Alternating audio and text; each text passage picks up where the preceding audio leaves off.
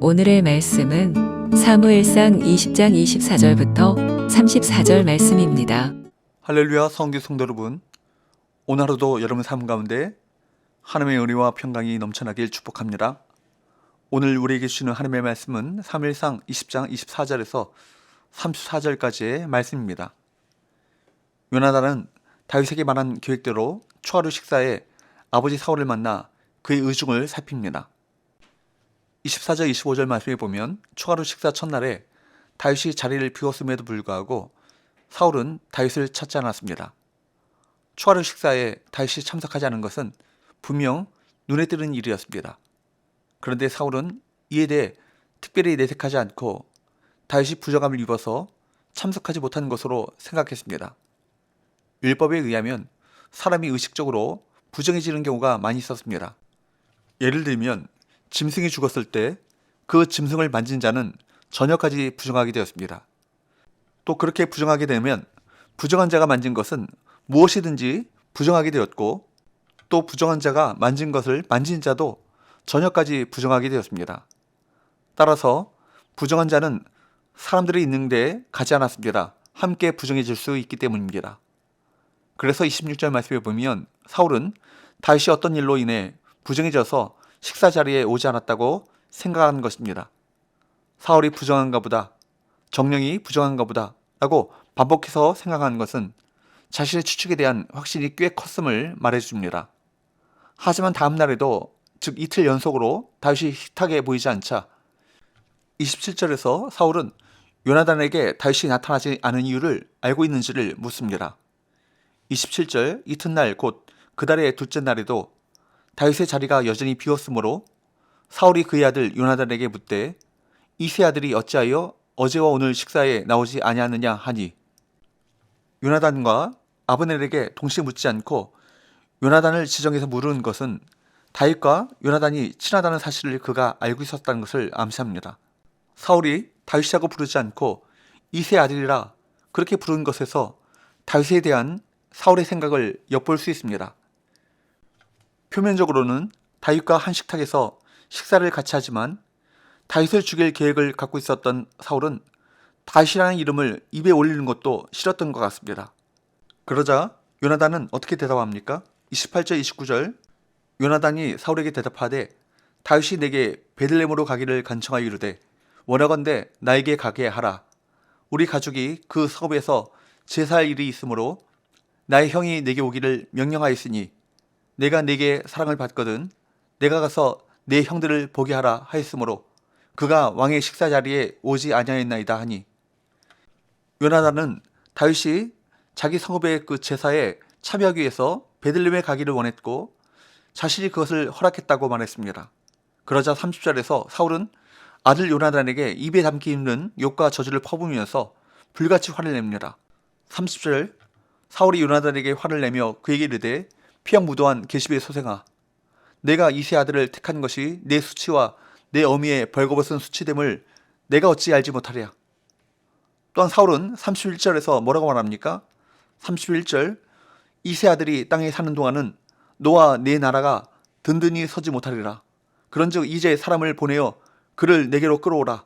그는 죽어야 할 자이니라 하지라. 사울은 다윗이 살아있으면 자신의 왕권뿐만 아니라 아들 요나단의 왕위도 보장받는 것이 불가능할 것이라고 주장하면서 다윗을 반드시 죽이겠다고 의지를 밝힙니다. 하나님이 정하신 뜻을 스스로 막아보겠다는 어리석은 시도인 것입니다. 하나님의 뜻이 인간의 뜻으로 막아지겠습니까? 하나님의 뜻을 알았다면 그때부터는 순종해야 합니다. 하나님의 진노를 알게 되었다면 그때부터는 회개할 것입니다. 요나단은 또 한 번 다윗을 적극적으로 변호합니다. 32절 요나단이 그의 아버지 사울에게 대답하기 이르되 그가 죽을 일이 무엇이니까? 무엇을 행하였나이까? 이번에는 울분과 격한 감정이 함께 쏟아져 나옵니다. 도대체 다윗이 무엇을 잘못했기에 죽어야 하는 것이죠? 그러자 33절 말씀에 보면 급기야 사울은 아들 요나단에게 마저 단창을 던져 죽이려 합니다. 요나단은 아버지 사울이 자신에게 마저 창을 던지는 것을 경험하고 나서 사울이 다윗을 살해하려는 악한 계획을 가지고 있음을 확신하게 됩니다. 이제 요나단은 크게 분노해 34절 말씀에 보면 그 식사 자리를 박차고 나오죠.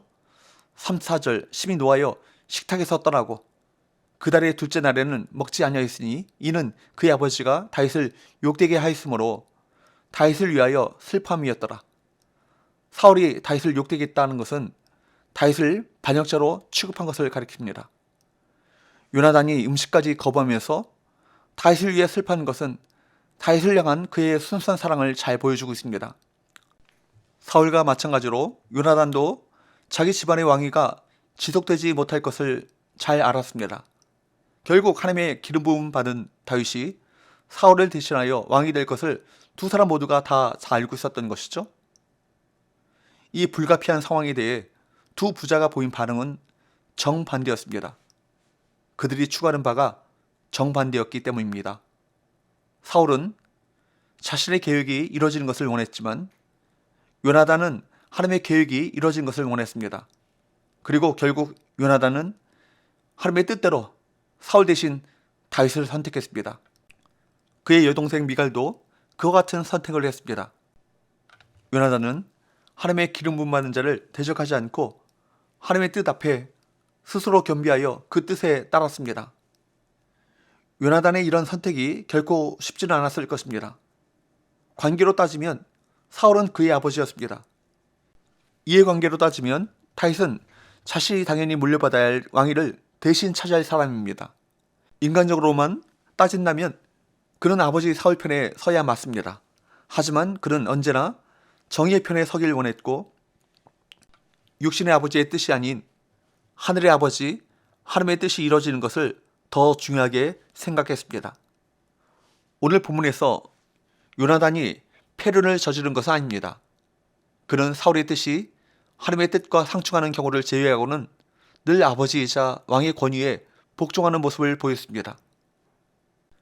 우리는 살면서 복잡한 이해관계 앞에서 단 하나를 선택해야 할 때가 있습니다. 누구 편에 설 것인가? 어느 길을 따를 것인가 하는 고민이 이어지는 경우가 있습니다. 우리는 분명한 원칙을 가지고 있어야 합니다. 믿음의 사람들이 선택해야 할 뜻과 서야 할 편은 어디겠습니까? 불의한 세상 속에 있지만 꿋꿋이 하나님의 뜻에만 순종하고 늘 정의롭고 거룩한 편에 서는 삶을 살아가야 할 것입니다. 기도합시다. 하나님 아버지, 인간관계보다 주님의 뜻을 따르는 일에 우선순위를 두는 삶을 살아가게 하여 주옵소서. 영적 분별력을 허락하셔서 머물러 있어야 할 곳과 떠나야 할 곳을 분별하게 하셔서 하나님의 뜻을 따라 하나님의 편에 서는 삶을 살아가게 하여 주옵소서. 예수님의 거룩하신 이름으로 기도하옵나이다. 아멘.